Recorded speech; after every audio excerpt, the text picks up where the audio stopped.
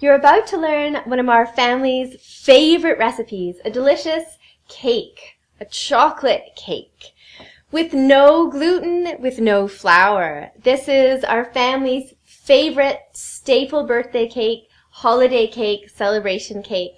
I love it. It's nutritious and delicious. All right. Well, my name is Malcolm. And I'm Laura. Welcome to another episode of Easy Upgrades. And Laura was saying we're about to share with you this fantastic recipe. And you learned it a couple years ago from a friend of yours. Yeah, a very, very dear friend of mine passed this recipe along to me. I don't know where she got it from, but it's been in our family's repertoire for several years now. It's the only chocolate cake I make, which makes it probably the exclusive cake of all celebrations in our house. And I love it because I can also serve it for breakfast the next day because it's kind of a beautiful protein-rich cake. And you'd never guess that it was made with cooked quinoa. Yeah. All right. So let's dive into it. This is the gluten-free, flourless quinoa chocolate cake that will entertain and impress any guests. Definitely. Including your family. And children. Yeah. All right. This is good. Receptors. All right, so really easy. So the first thing you need to do is actually cook up a pot of quinoa. You can use any kind of quinoa, a white quinoa or a heirloom quinoa. I had heirloom quinoa. It makes a little bit more of a hearty cake, but super delicious, usually what we have in our house. So I have 2 cups of cooked quinoa here. And you're going to need a blender for this recipe, so I'm going to do it in my Vitamix. And so all I'm going to do is I'm going to dump the 2 cups of cooked quinoa in here. And does it matter if it's cooled down? You have to cook it and then let it cool, or? I usually let it cool down a little bit so that it's not. So if you just cooked it, you could stick it outside. Sometimes I pop it in my fridge because I didn't plan ahead. This I actually made the night before, so it's quite cold.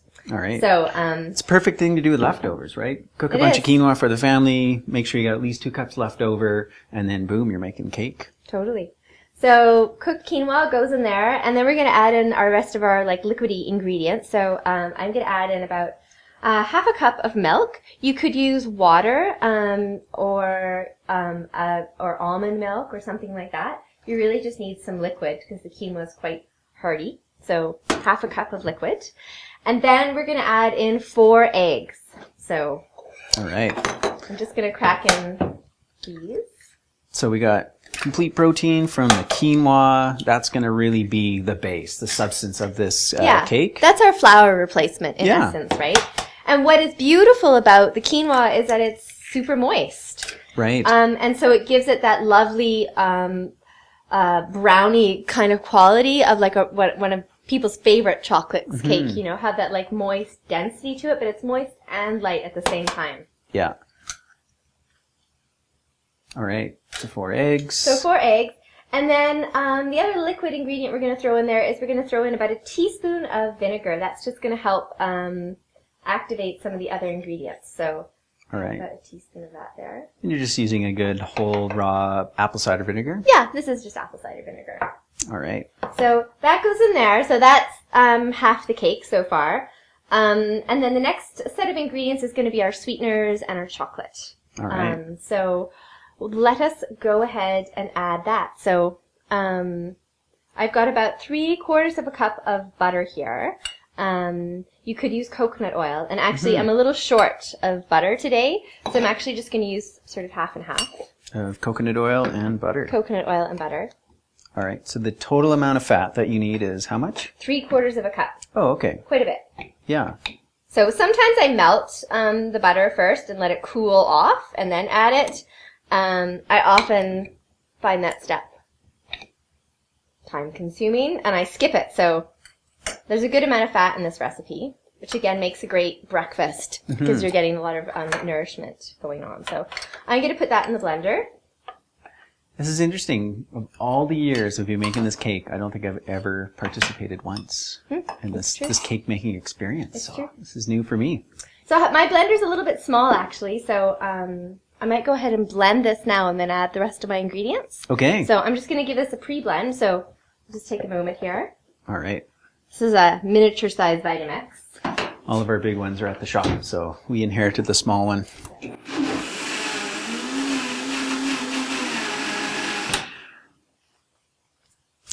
Okay, blend that up. Blend that up.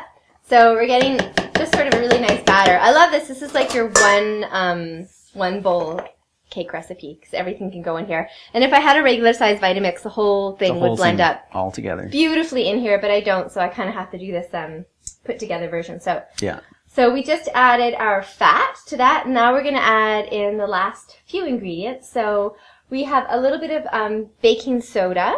So I have about a teaspoon of baking soda. And then I'm going to add a half a teaspoon of salt.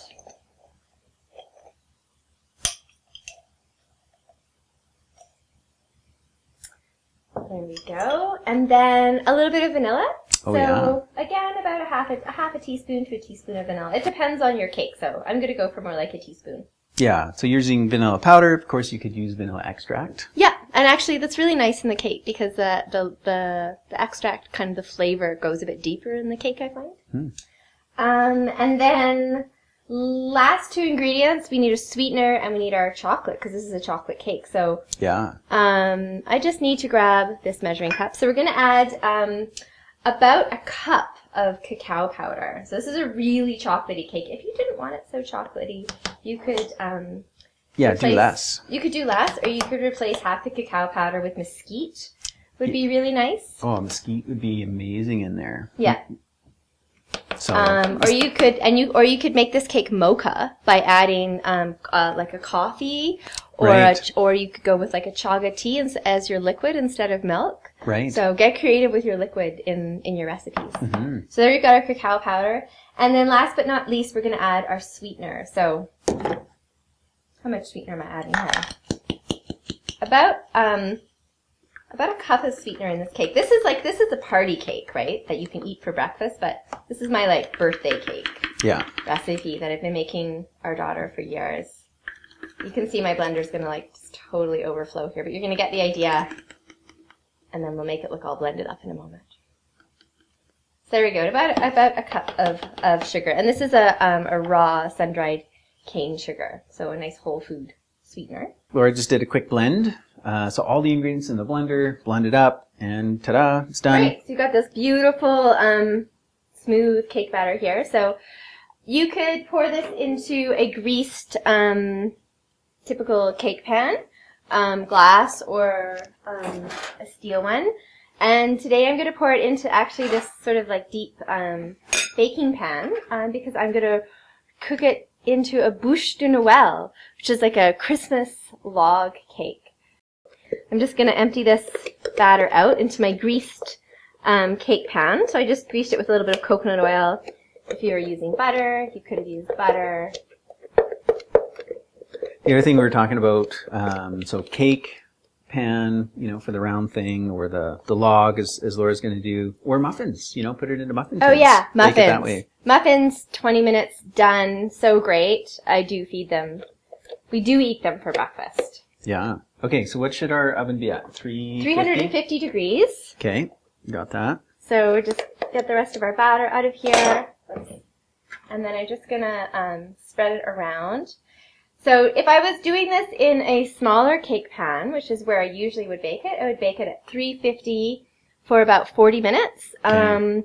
This one, it's more spread out, so I'm going to bake it for probably about 30 minutes in the oven. I'm going to check it. Everyone's oven is a little different. And muffins, about 20, 25 minutes, and they're done. Okay. So they're nice and quick. So this just gets spread out nice and thin, because once it's baked, we're going to pop it out of the pan, and then we're going to roll it. So there we go.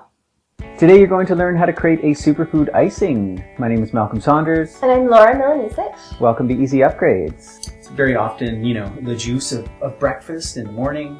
So we want to take it and just upgrade it. Add superfoods to it to help boost your immune system truly.